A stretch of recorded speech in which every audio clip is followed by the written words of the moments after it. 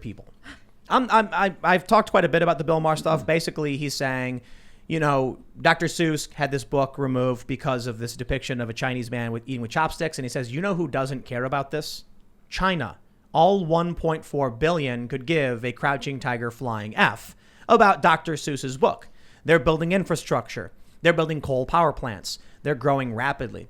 So I always have this question for a lot of the more liberty, or I don't know what the right word is, but capitalistic individuals and less government. How do you provide for the common defense? And I'm not saying you don't. I'm asking you quite literally, like, what's your view? I don't. I think you're right. I don't. The common man doesn't need defense. The common man needs liberty. And Bill Maher, he was a leftist then. He was a leftist when everyone disagreed with him, and he's a leftist when some people now agree with him. He does not believe in capitalism. He's always mocked the idea of capitalism working. Back when people on the right pretended to be for capitalism, Bill Maher was public enemy number one because he said things that, a child thinks about capitalism. And here he is saying the same thing he's always said, that capitalism screws the little guy.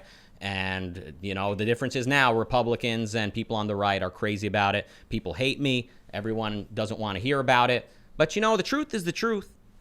Well, so look, China's growing rapidly. Yeah. They've got oil exploration in Africa and South America. Yeah. Are you familiar with the concept of Thucydides' trap? No. It's like beating a dead horse for me to say it because I say it all the time on this show, but it's a general idea that when a rising power is about to displace an economic superpower, war breaks out. So what in your view would this world or this country be like if we did not have the common defense?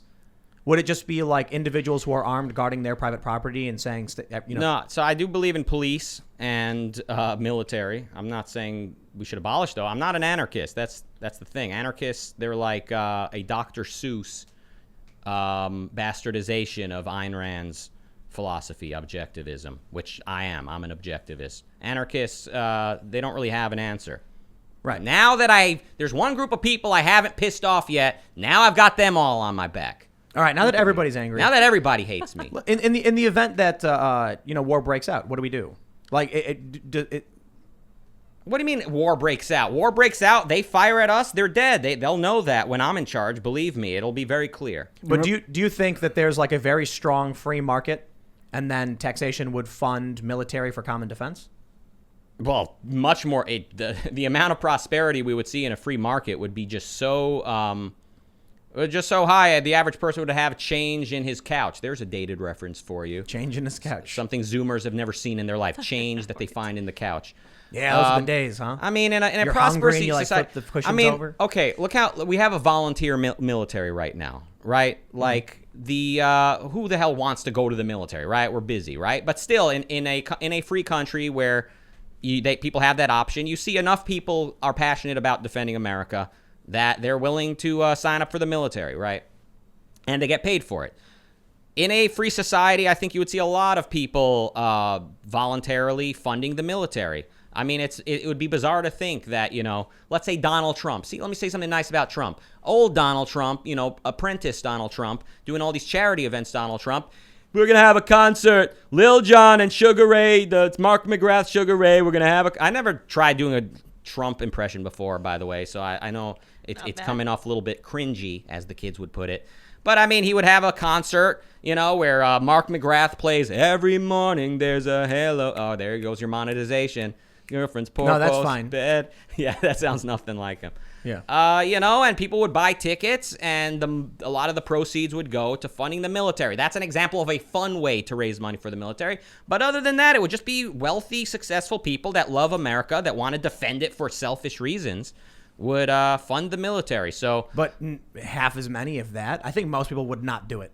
I think maybe conservatives who are like, I think you're wrong, but even if 10%, even in today's world, in today's largely regulated world, America, which is a fraction of the level of prosperity it could be, you would have, even if today's top 10%, who I keep hearing about, today's 10% have all the money, and 1% have all the money. That 1% could fund the military, right? So but would they?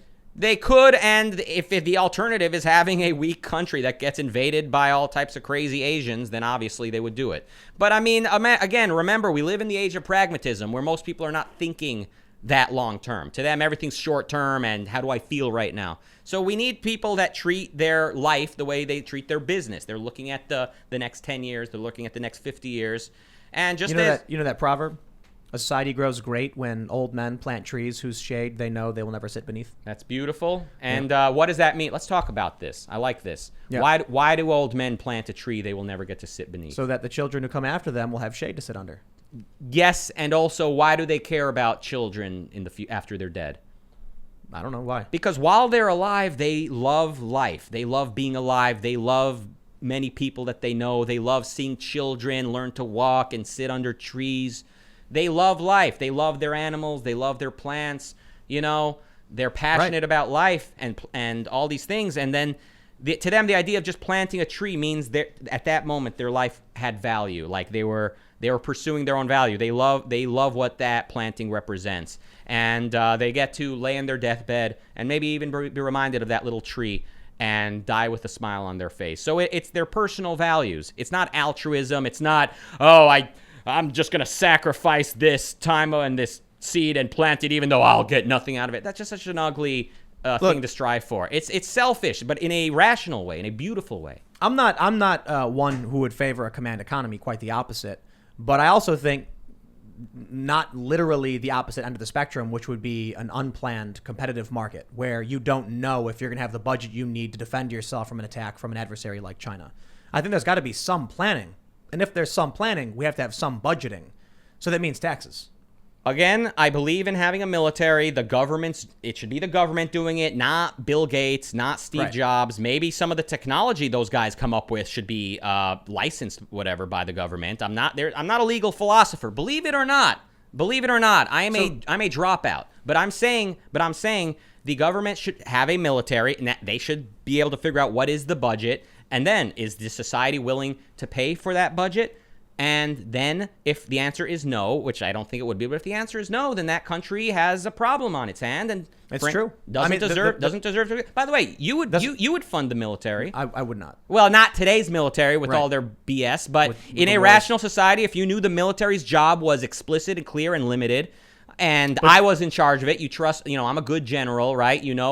I care, you've seen me talk about the rights of the individual and the American philosophy of its founding and all these things, and that the president agrees with that too, and I'm his general, and we're going out to deal with Chinese forces that are violating the rights of Americans, you would have some money to volunteer. I think you just made a really good point. If people were not willing to fund the military, then we do have a problem. And the only reason we're able to engage in a lot of trash wars that seem to fail in the Middle East is because people are forced to fund the military. And so I wonder if that, regardless of whether or not you're forced to pay for it or you wouldn't choose to pay for it, shows a larger problem a larger break in this country in general.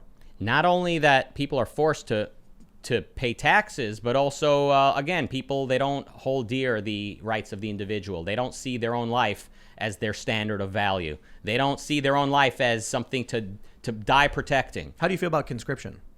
Against it. But the founding fathers were for it. They were wrong. Yeah. How about that? How about that, bro? Good point. Yeah, so how do you feel about the Second Amendment?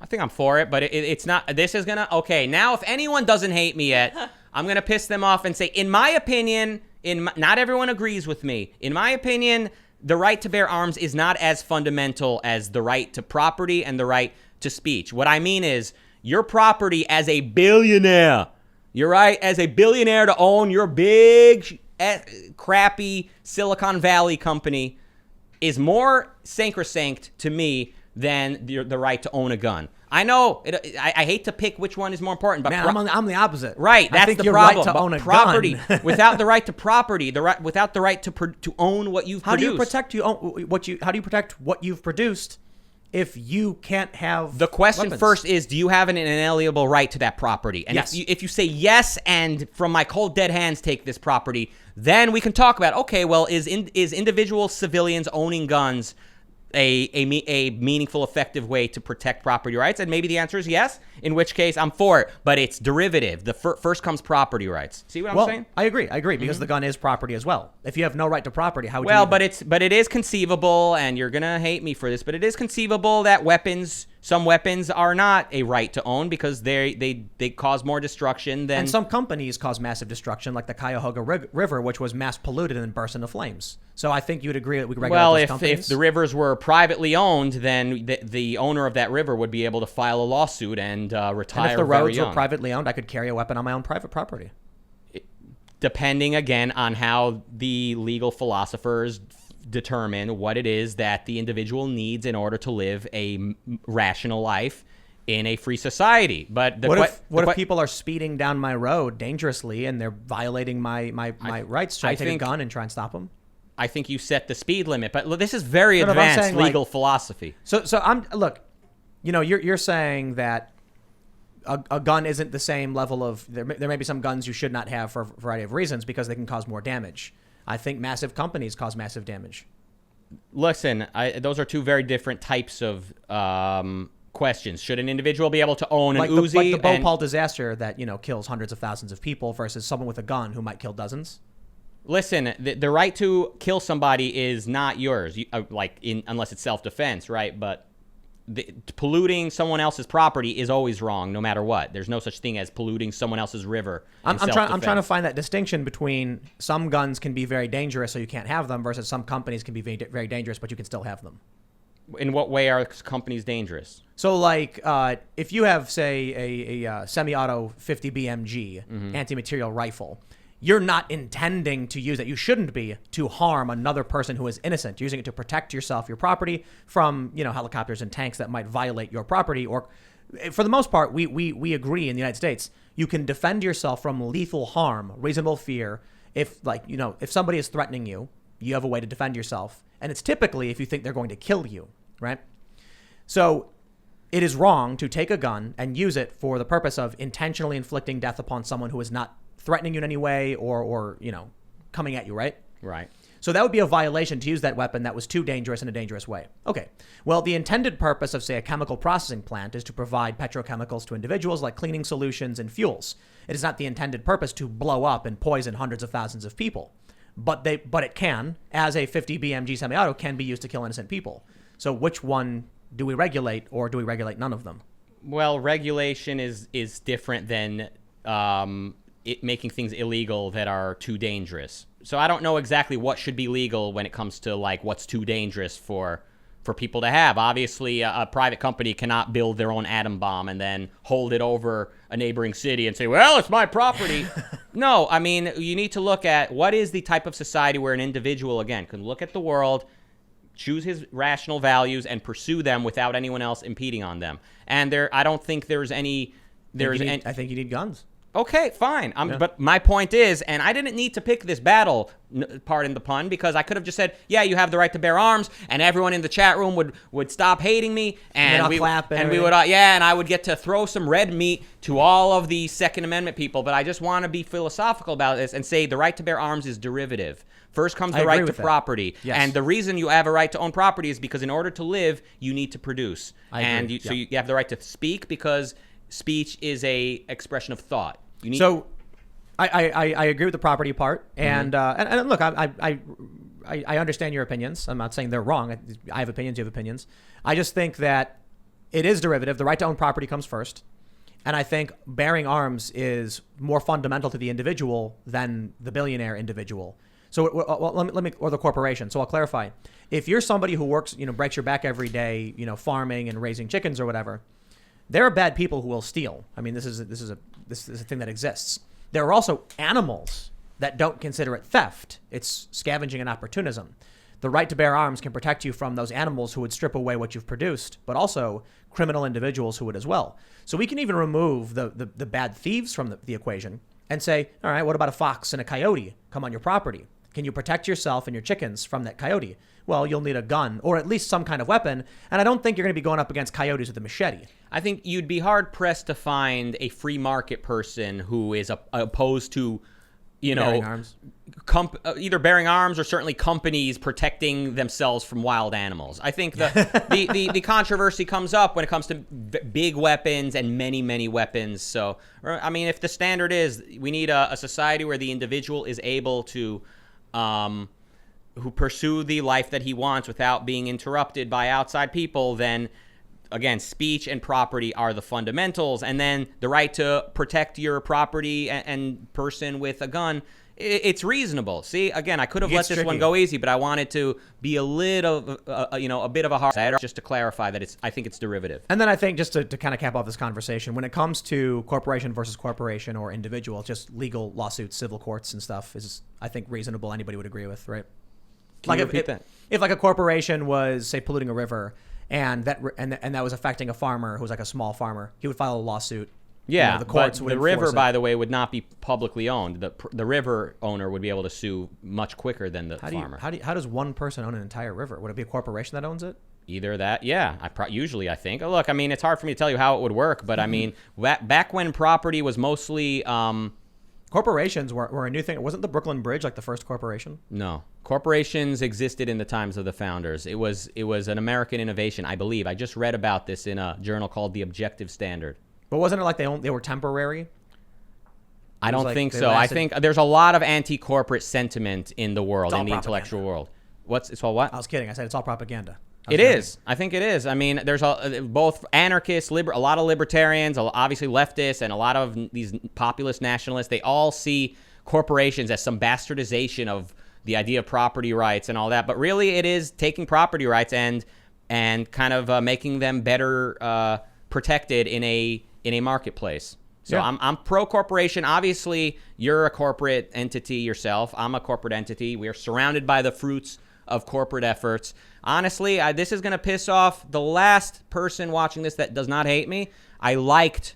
Because I think I know what he meant. I liked when Mitt Romney in 2012 said corporations are people, because I think I know what he meant to say is that we're talking about corporations as though they're some floating aliens that have nothing to do with the American. No, corporations are people, my friend. The creators, the workers, the owners, and the shareholders and the customers are all people. Do you think that's what he meant? Like corporations are comprised of people? That's what I think he meant. He did not mean to say that literally these corporations have a name and zip code and social security number. I think they are legally, aren't they legally persons? They're legal persons for the sake of like lawsuits and things like that. Yeah, that was that one. But yeah, right. They I think used to be.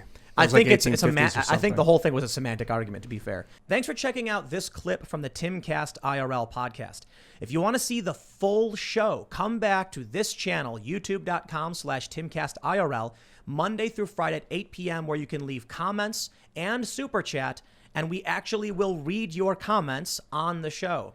Don't forget to like, share, subscribe, and if you want exclusive members-only content, segments you can't get anywhere else, go to timcast.com, become a member, and we even have full bonus episodes. Thanks for hanging out, and we'll see you all next time.